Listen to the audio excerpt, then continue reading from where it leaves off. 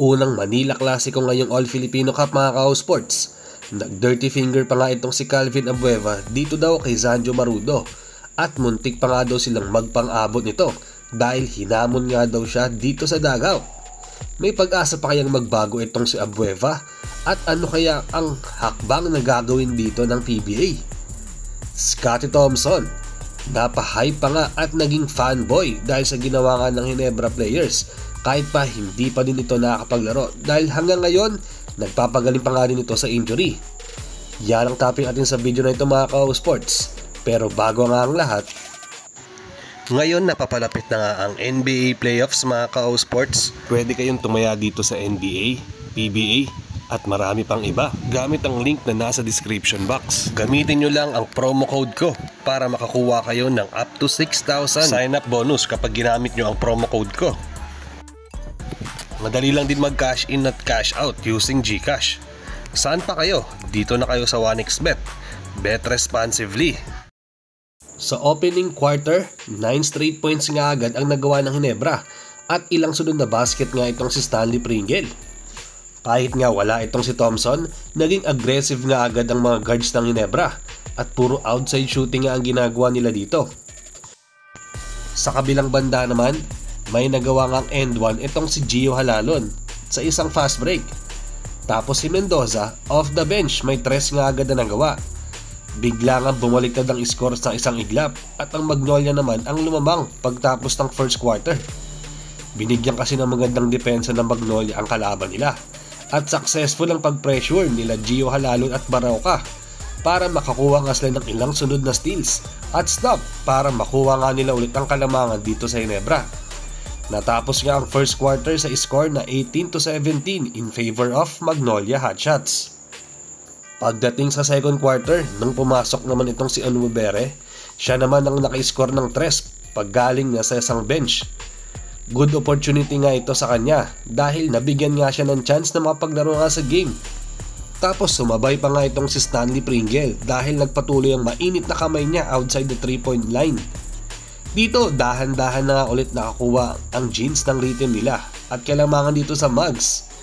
Pero ang mga guards naman ng Magnolia ay hindi pumayag dahil sila naman ang gumawa ng paraan para makagawa nga ng puntos. Ilang sunod na basket din na nagawa nila. Ito ang si Paul Lee, may nagawa pang step back 3. Madami na nga ang nabilib dito sa ginawa ni Paul pero para sa kanya, madalas siya naman daw itong ginagawa. Kaya parang normal na nga lang sa kanya yung mga step back long 3-point shot. Dito nga din nangyari yung alitan nila Abueva at hindi pag sigurado kung si Zanjo Marudo ba talaga ang na-dirty finger nito ni Calvin or yung isang fan. Mukhang mapapatawan pa nga ng sanction itong si Calvin dahil nahuli nga siya sa camera na nag-dirty finger. Natapos ang second quarter ng 40-37 in favor of Magnolia Hotshots. Sa third quarter, dahan-dahan na nagparamdam itong si Japet at siya naman ang kumana para sa Ginebra. More on drop pass na kasi ang binibigay sa kanya na makakampi niya, kaya naman nakagawa nga sila ng basket para sa kanya. Tapos itong si LA, nakagawa din ng 3-point shot galing sa fast break. Hindi nga mapigilan ng mga tao na maghiyawan at ultimate ito nga si Scottie Thompson ay naging fanboy nga sa bench dahil sa nagawang run ng Ginebra.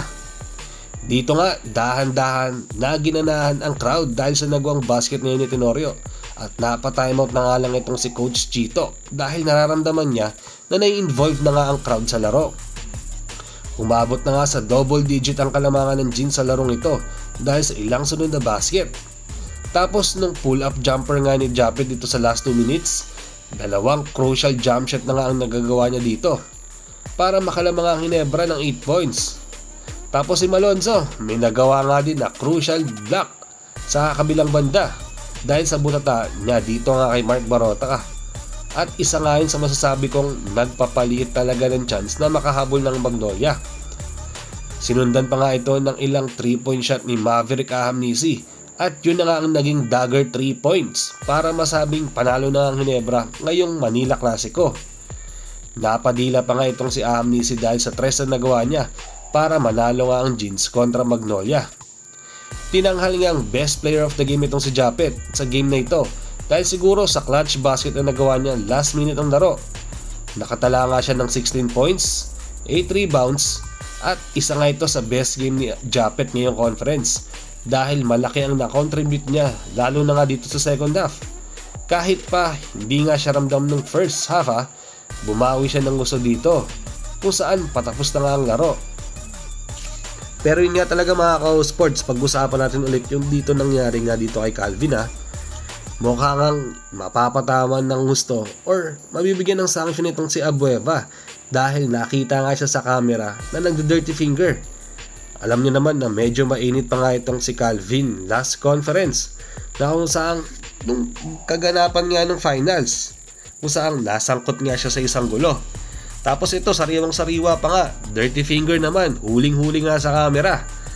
Kaya baka mapatawan nga siya ng gusto dito ni Kume dahil may nagsasabi nga ng mga netizen na dapat tuluyan na nga raw siyang maban dito sa PBA ng tuluyan kasi parang hindi na nga ganun kagandang ehemplo ang napapakita niya sa mga fans.